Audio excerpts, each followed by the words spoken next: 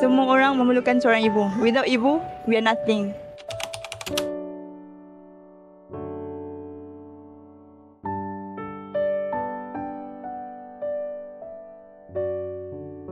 Anak-anak spend masa lah untuk ibu diorang.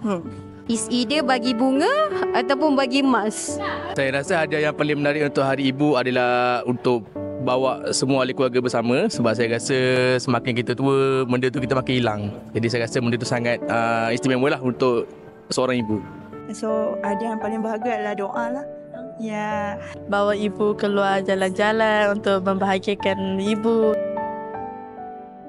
She take care of me very good and I love her so much.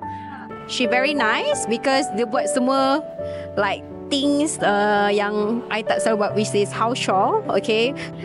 Ibu saya seorang yang suka masak. So dia kalau dia penat pun dia masak. I think waktu kecil lah, because ibu selalu ada kita waktu kita kecil kan. Yeah, but some of my friends, even diorang dah besar pun, parents diorang always together, especially ibu lah. Sebab apa, anak-anak always share with ibu. Bila kali pertama saya nak bawa mak saya jumpa isteri saya dekat situ, dan saya rasa momen tu sangat bermakna lah. Kalau macam tu, I think I cannot be growing up as I am today, very confident. I will be very, not very confident and tak ada untuk make a lot of things. Yeah, this is for me lah. Memang akan betul-betul nak cakap sedih pun memang betul-betul sedih tanpa ibu lah. Saya rasa hidup saya lost lah. Sebab saya banyak bergantung dengan dia.